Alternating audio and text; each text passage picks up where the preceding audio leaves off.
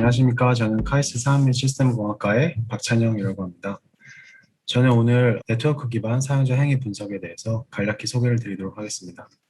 그 전에 제 소개를 간략히 드리고 넘어가자면 저는 작년에 카이스트 산업및 시스템공학과에 부임을 했고요.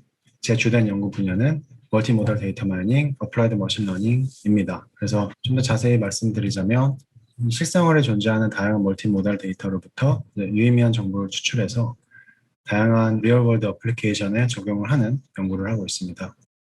그래서 주된 어플리케이션 도메인으로는 추천 시스템, 소셜 네트워크 분석, 프로드 디텍션, 센티멘트 어널리시스 등등이 있습니다.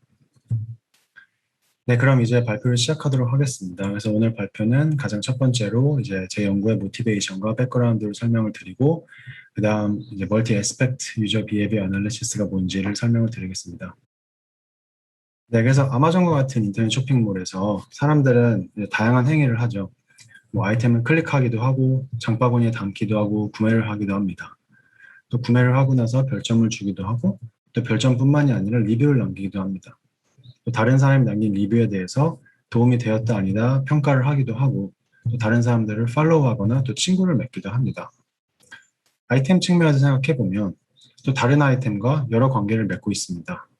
함께 본 아이템, 함께 구매한 아이템, 동시에 구매한 아이템 등 여러 가지 관계가 있습니다.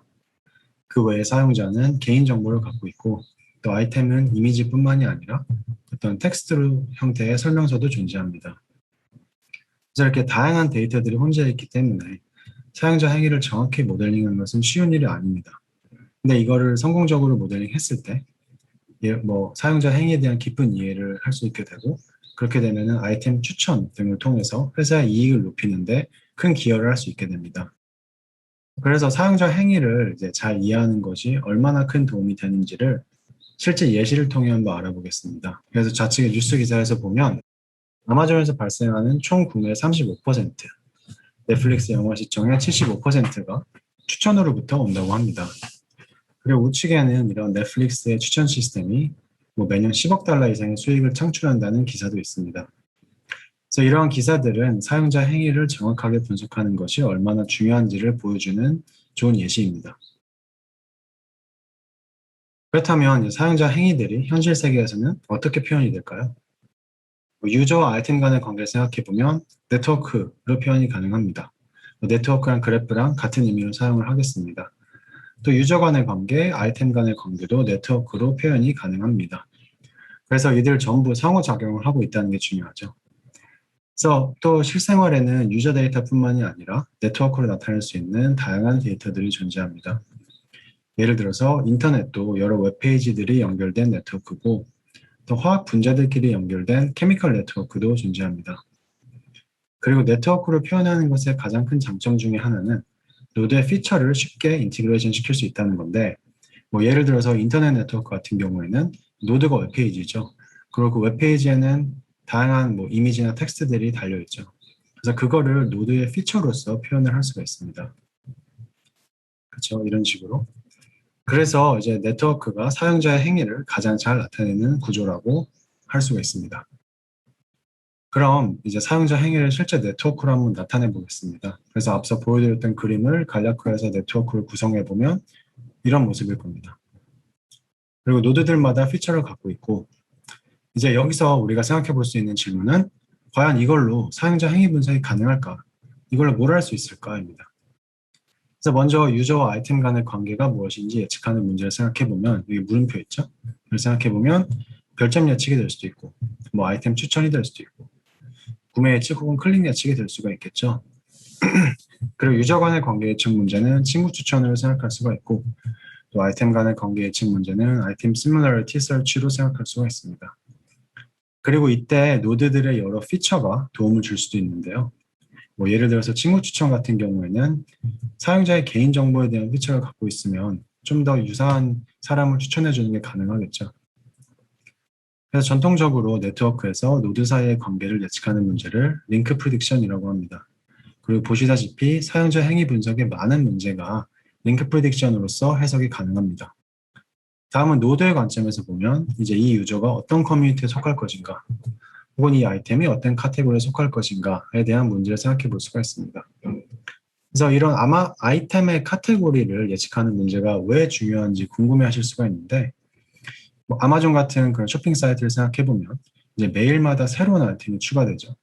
그래서 이 아이템을 우리가 자동으로 잘 분류해서 텍소노미를 만들 수가 있다면, 분류 체계를 잘 만들 수가 있다면 아주 큰 역할을 할 것입니다. 여기서도 마찬가지로 이제 아이템의 카테고리를 예측할 때 아이템의 설명서를 갖고 있다면 큰 도움이 될 것입니다. 그래서 전통적으로 이와 같이 네트워크상에서 노드의 특성을 예측하는 문제를 노드 클래시피케이션이라고 합니다. 그 외에도 커뮤니티를 찾는 커뮤니티 디텍션 혹은 클러스터링 문제를 생각해 볼 수가 있습니다. 그래서 앞서 보셨듯이 거의 모든 사용자 행위는 네트워크 형태로 표현이 가능하고, 또 이러한 유저 비헤비어 네트워크를 잘 이해한다는 것은 결국 네트워크상의 노드를 표현하는 방법을 학습하고 그를 기반으로 노드 간의 관계를 이해한다는 것과 같은 이야기입니다. 그래서 결국 유저 비헤비어 네트워크를 잘 이해하는 것이 사용자 행위 분석의 핵심이라고 할 수가 있습니다. 하지만 이제 네트워크를 기반으로 사용자 행위를 분석하는 데는 몇 가지 어려움이 존재합니다. 첫 번째로는 사용자 인터랙션은 멀티모달하다는 것입니다. 즉 다시 말해서 사용자의 클릭, 구매, 팔로우 등의 데이터뿐만이 아니라 리뷰 텍스트나 아이템 이미지 같은 서로 전혀 다른 종류이자 분포가 다른 데이터들이 네트워크상에서 연결되어서 서로 상호작용을 합니다. 그리고 이제 각 노드의 피처를 사용자 모델링에 사용하는 방법이 그때그때 다릅니다. 예를 들어서 사용자 친구 추천을 위해서 사용자 리뷰 데이터보다는 개인정보가 더 도움이 되겠죠. 그리고 리뷰 데이터를 모델링하는 방법으로는 사용자의 개인정보를 또 모델링할 수가 없습니다. 그래서 이제 이런 걸 멀티모달리티라고 하고, 이렇게 멀티모달리티를 지닌 사용자 행위 네트워크로부터 유의미한 정보를 뽑아내는 것은 아주 어려운 일입니다. 그리고 사용자 행위 분석이 어려운 두 번째 이유로는 사용자 행위는 멀티 애스펙트다, 즉 다양한 측면을 가졌다는 것입니다. 그래서 몇 가지 예시를 들어드릴 텐데, 이 왼쪽에 보시면 이 사람이 다양한 물건을 구매한 그 구매 이력을 보여주는 네트워크입니다. 어떤 아이템들은 자기의 자식을 위해서 구매를 하고, 또 어떤 아이템들은 휴가를 위해서 구매를 합니다. 또 어떤 아이템은 직장을 위해 구매를 하겠죠. 근데 이제 아마존 입장에서 봤을 때는 이게 이 사용자가 어떤 의도를 갖고 구매를 한 건지는 정확히 알 수가 없습니다. 또 소셜 네트워크도 마찬가지인데요. 뭐 우리가 페이스북 같은 데 다양한 친구들이 있죠. 뭐 어떤 친구는 학교 친구, 어떤 친구는 직장 동료 등등이 있을 거죠. 근데 이제 페이스북 입장에서는 이 사람이 학교 친구인지 직장 동료인지는 사실 이 피처가 없으면 알 수가 없습니다. 그래서 이런 의미에서 이제 사용자가 멀티 애스펙트를 갖고 있다라는 건데요. 이런 멀티 애스펙트를 갖고 있는 사용자를 어떻게 구분하고 어떻게 모델링 할 수 있을지가 두 번째 챌린지입니다. 그래서 정리를 하자면 사용자 행위를 이해하고 분석해서 유의미한 정보를 추출해내는 것이 핵심 목표인데, 이게 어려운 첫 번째 이유는 사용자의 인터랙션은 멀티모달이라는 것이고, 두 번째는 사용자 행위 자체가 멀티 애스펙트라는 것입니다. 그래서 오늘은 시간 관계상 이 두 번째 가지의 연구 중 하나에 대해서 소개를 드리도록 하겠습니다. 네, 그럼 이제 두 번째 파트로 넘어가겠습니다. 그래서 이제 앞서 보신 그림인데 사용자가 멀티 애스펙트를 갖고 있죠. 그럼 이제 이 다양한 애스펙트들을 어떻게 구분하고 모델링 할 수 있을지 한번 알아보겠습니다. 이제 이런 네트워크를 모델링 하는데 가장 기본적으로 널리 쓰이는 방법을 네트워크 인베딩이라고 합니다. 이를 간략히 설명하자면 네트워크상의 노드를 벡터로 인코딩하는 방법입니다. 이때 기존의 네트워크 상에서 노드들 간의 시뮬러리티가 벡터 스페이스 상에서도 보존이 되도록 하는 것이 목표입니다. 그래서 이 그림을 보시면 좀 더 이해가 쉬우실 텐데, 이제 인풋 네트워크가 비슷한 성질을 지닌 노드들끼리 같은 색깔로 표현이 되어 있죠. 그리고 그들끼리 가깝게 위치해 있는데, 여기다가 네트워크 인베딩을 적용했을 때도 마찬가지로 유사성이 보존이 되도록 하는 것이 목표입니다. 근데 여기서 이제 사용자 행위가 멀티 애스펙트인 경우에는 모든 노드를 이렇게 하나의 벡터, 즉 하나의 점으로 표현하는 것은 정보의 손실이 발생하겠죠. 그래서 멀티 애스펙트 네트워크 인베딩의 경우에는 뭐 다양한 그 모델링 방법이 있겠지만, 뭐 예를 들어서 하나의 벡터를 애스펙트 개수만큼 나눠서 각각의 나뉜 부분들이 하나의 애스펙트를 담당하도록 하는 방법이 있습니다. 그래서 본격적으로 사용자의 멀티 애스펙트 문제에 대해 해결책을 알아보기 전에 또 다른 종류의 유저 비헤이비어 네트워크인 퍼블리케이션 네트워크를 잠깐만 살펴보겠습니다. 그래서 보시다시피 이 그래프에서도 다양한 일들이 벌어지고 있죠. 뭐 어서들끼리 논문을 쓰고 사이트도 하고 다양한 이제 행위들을 합니다.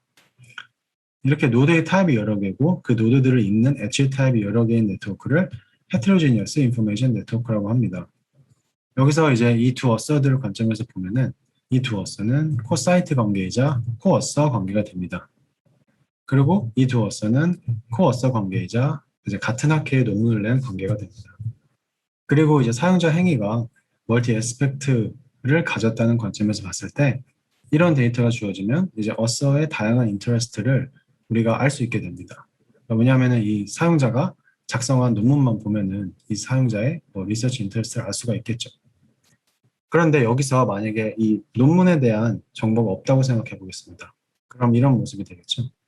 그래서 여기는 노드의 타입은 한 개입니다, 이제. 근데 엣지 타입은 아직 여러 개가 있죠. 그래서 이런 네트워크를 멀티플렉스 네트워크라고 합니다. 그래서 여기서 어서들 간의 관계를 한번 살펴보면 이 두 어서는 여전히 코사이트이자 코어서 관계가 됩니다. 근데 앞의 경우와 다른 점은 어떤 논문을 코사이트했고 어떤 논문을 코어서했는지 알 수가 없습니다. 그래서 이 두 사람도 마찬가지죠. 그래서 이제 앞의 경우와 비교해서 이 사용자 한 명의, 이 어서 한 명의 리서치 인터레스트를 알아내는 일은 앞의 경우보다는 어렵게 됩니다. 한 단계 더 나아가서 이제 노드와 엣지 타입이 모두 한 개인 경우도 있죠. 이런 경우를 호모지니어스 네트워크라고 합니다. 그래서 이럴 때는 가장 어렵겠죠. 그래서 앞서 보여드린 멀티플렉스 네트워크도 두 어서가 어떤 논문을 같이 써서 코어서였는지는 알 수 없었죠. 근데 여기 이제 코사이트라는 관계가 하나 더 있었기 때문에 상대적으로 이 케이스에 비해서는 좀 더 수월합니다. 하지만 호모지니어스 네트워크는 딱 이 한 가지 정보만 주어져 있기 때문에 사용자의 멀티 에스펙트를 모델링하기에는 가장 어려운 문제라고 할 수가 있습니다.